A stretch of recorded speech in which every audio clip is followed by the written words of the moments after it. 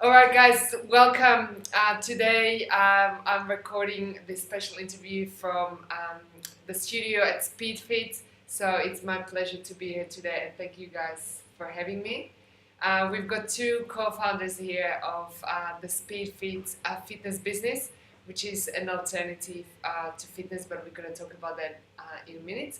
So we've got Matej and Roland, who are the co-founders of SpeedFit. Guys, welcome. Thank you very much. And thank you so much for having me today. So, could you please tell us a little bit more about what SpeedFit is about? Yes. So SpeedFit is a smarter workout. It's very condensed exercise. All you need is one 20-minute session a week for it's equivalent of 2 or 3 hours in the gym. Okay. Wow. How is that possible? How does it work?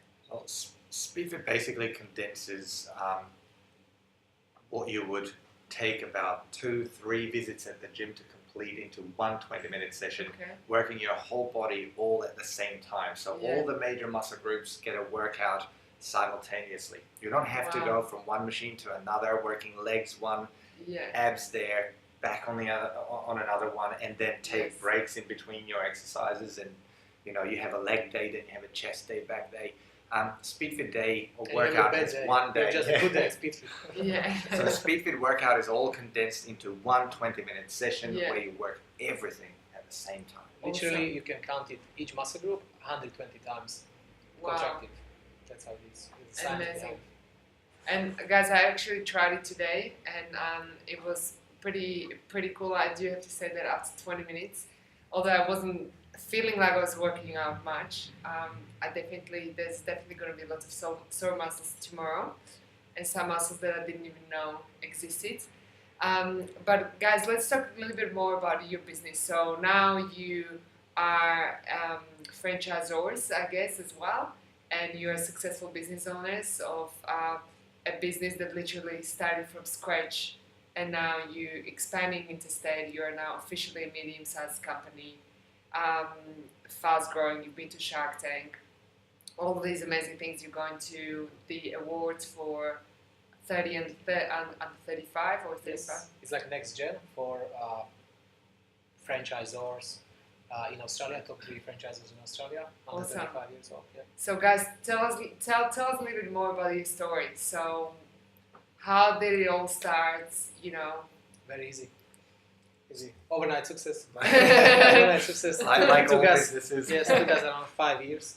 Yes, so that's a very short story. So what we started in 2013. We launched our first studio in WA, in Norbridge. We both started Roland started working there, doing as trainings every day. Then we opened a second studio where I was a personal trainer as well. We started with one half-time employee helping us out. As we kind of built the base of the clients, we get in a team of 5, and then I kind of step away slightly from the day-to-day tasks, more working on the business, not in the business, which was probably very crucial for us to actually grow. We get new business partners on board as well to help us with some funding, and since then, in the last 15 months, we've opened 7 studios. Wow, amazing. Okay, but you know, the way you said it, it's like, oh well, this is what I did and this is what happened, and now we've got 7 studios. Here we are. Yes. But I guess there's a little bit more to the story, right? So you guys are both from Slovakia. Yes. Just as I am as well, as you guys would know by now. Slovakian dominance here. So yeah, it's a Slovak dominance, and I guess that's one of the reasons that I found that very interesting, because you know, I moved to Australia from Slovakia myself, and I know how hard it is to establish your new life in a completely new country. And you guys arrived in 2013, and straight away you set up a business. So I mean, hello, like that's a pretty crazy thing to do. So tell us a little bit more about that. How did it all happen? It wasn't exactly like that. We actually both first arrived in 2009, and that's when we met at a college, basically, English college where we studied, and we stayed in touch ever since. Matej moved back to Slovakia with his now wife, and me and my now wife stayed in Australia, and have gotten into different things, and then Matej basically told me about this EMS workout that was becoming super popular in Europe, with hundreds or thousands of gym at that time, and yeah, he basically introduced me to it.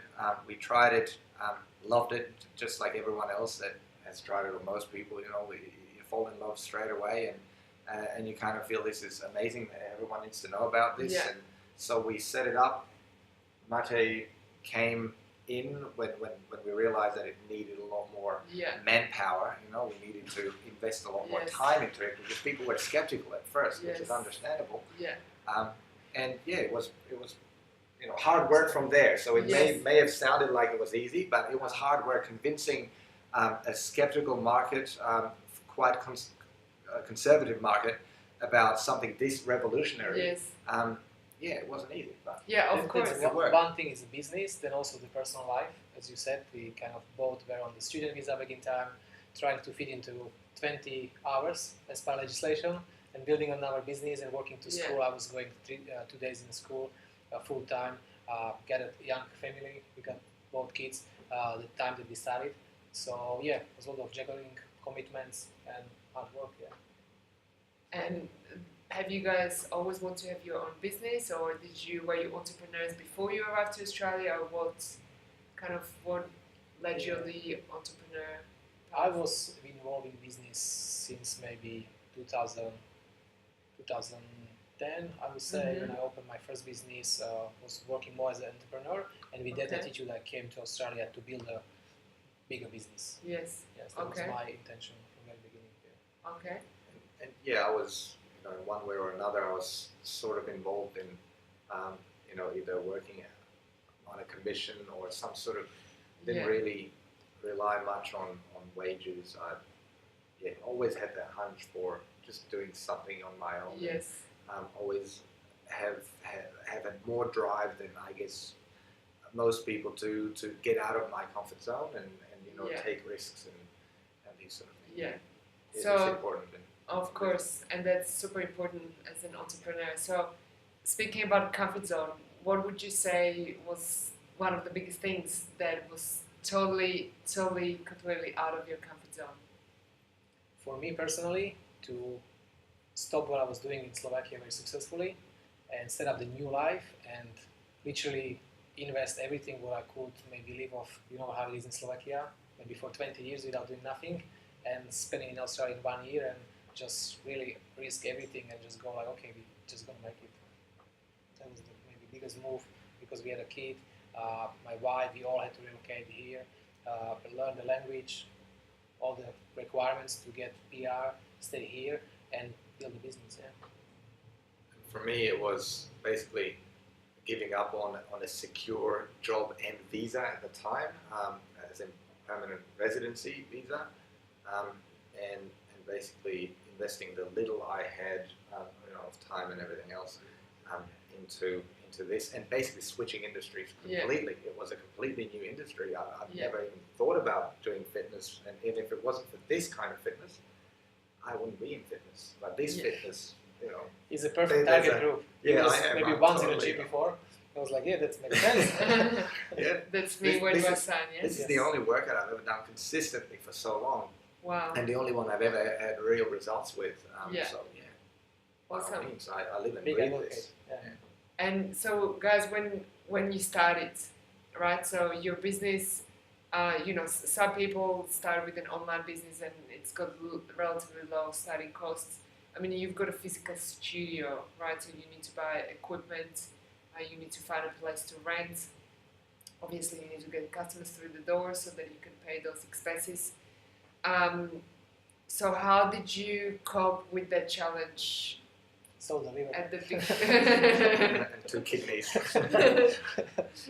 Yes. Now, as I said, I was kind of involved in the business already. Okay. So literally, I spent my savings. That's how we started the SpeedFit. Yes. Was use the money.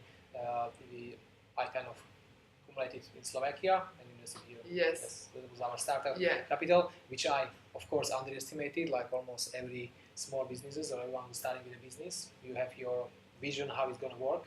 It was perfectly working in in Excel spreadsheet, but in reality it was completely different. So we probably ran out of the money maybe in, I would say, 9 months time or 12 months time of supporting business and not going anywhere. And when we came to this edge, sometimes it can kind of push you out of the comfort zone even more. And then we set up the goal to actually go out to the TV and approach them and get kind of TV segment about our business, and that can people understand what we're doing, and that would happen. We actually from maybe 2 weeks time since we get this goal in our head, and Roland was every day calling probably Channel 7, and we managed to get there. We've done this TV show, and since then we opened second studio, and it was just growing. Awesome. So it was basically you were kind of pushed to the edge. Yes. Thinking that this might be it. Yes. I was literally thinking that's it. Okay. That's the story, yeah. Which is amazing because lots of entrepreneurs I interview, typically that's what they talk about, that they come to the point of no return. Yes. And that it's that point where you have to make it work. If you have time to go back, you maybe can imagine yourself to be at that point, so you save yourself a little bit of stress. But yeah, that was it. Wow, okay. And so you went to the media and got some coverage. Yes. Yeah, we approached different media, and then we kept persisting. As soon as we felt a bit of, like we were getting some sort of response, even though it wasn't positive, it was negative, but there was a response, so we kept pushing, and we were looking for ways to approach it, and then we found out what could get us in, and then we just went for it, which was getting like a celebrity basically in. So we went for that. We found someone that was interested, and so on and so forth. Literally went there, like they told us, once you get a celebrity, we can make it. So we went to kind of celebrities and said, yeah, we got a TV segment, if you want to be in. So we're kind of selling on each side, and then it's like, you're going to be on TV, so we are in. And we went like, we got the guys who would like to be there, and it just worked out. Okay, that's very clever. So you kind of found partnership that was a win-win, right? Yes. So how can we add value to that celebrity that's maybe not an A-list celebrity, but they wanted to have everyone wants exposure. Exactly. So we offered them TV brand, this exposure if they will say yes for us and trial SpeedFit, and that was TV was looking for. They were looking for some faces, not A-list maybe, but at least recognizable people, that can do nice program about. Yes. Awesome. And so did they do like a 10 minutes footage or a workout, or what was the story about? It was a 4-minute Today Tonight segment on Channel 7. Okay. With Soa the Hulk Balali. At the time, he was Australia's probably biggest MMA athlete star. So he was in the super heavyweight division, and he came to try it out. He came to give it a shot. Nice. And because they combined it with our clients as well. So they kind of, the whole segment, they literally presented the technology we're using, our business, to Western Australians. Yeah. Awesome. And so from there you started to get more inquiries. Just our website crashed down. We had thousands of inquiries in overnight. Yeah. Nice. And so did you guys celebrate? What did you do, the two of you together? Celebrated at work, responding to inquiries as you would. That's the thing, like you kind of aiming for something to happen, and when it happen, you don't have actually time to celebrate because you need to actually work on it. Yes. So you need to serve your customers. Yes. If you ever think that it's going to get easier or consume less of your time, so we are hoping to get there, and then you're there and you go like, Jesus, what is that?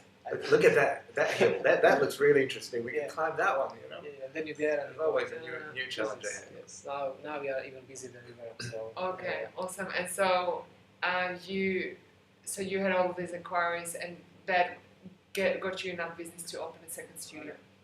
We actually kind of risk it.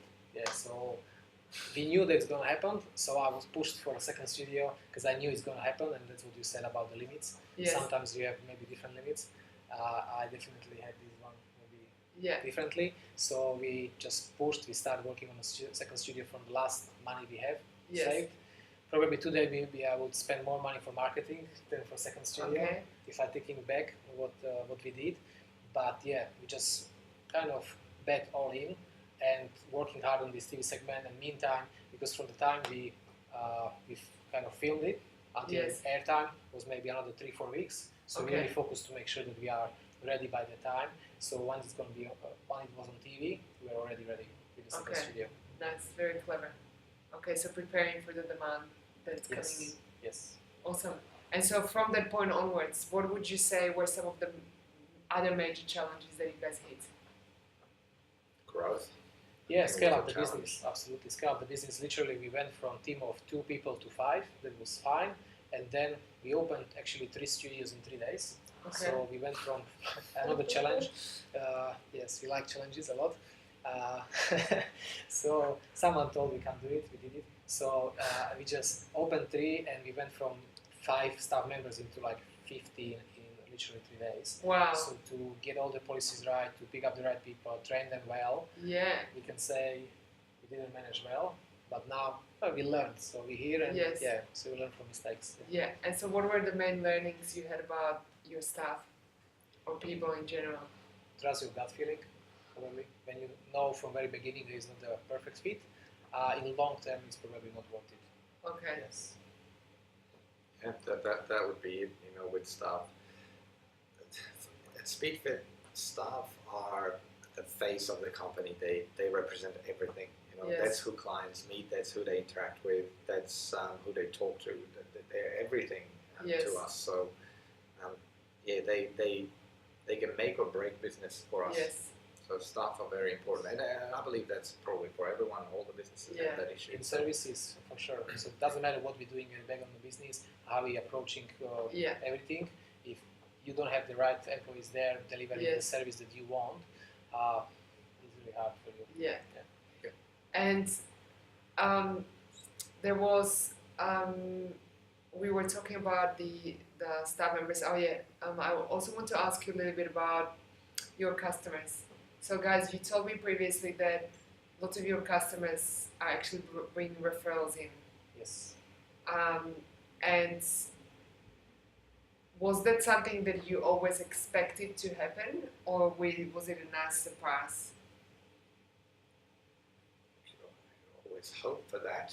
Okay. At the very least, and yes, you expect people to tell others about their experiences, especially with something this unique. So you definitely expect them to talk about it's something completely different. So to explain it in standard marketing, it's really hard to give them the whole picture. So the best advocates are actually our clients. Yes. And that's kind of our logic to have this 5-star experience, and we just believe that people will share their experience with SpeedFit. Yes. And that's actually what's happening. So literally most of our business grow because of this experience. Because of your customers. Yes. And so that 5-star experience, what do you guys do to create that 5-star experience? Like, is there a methodology that you follow? Is it a gut feeling? Is it just something that you learned, or what is it? A lot of education and policies to train our staff to deliver, and then just pick up the right people who got the passion for industry, who are here to help people. Literally, what we're doing here, we just going extra mile to help clients to achieve their goals. And if we just kind of share our experience, all our employees are either exercise physiologists, strength and conditioning trainers, whatever the nutritionists, they have a passion for something, or what we want from them to share their knowledge with our clients and educate them to get their results. So that's kind of how it works together.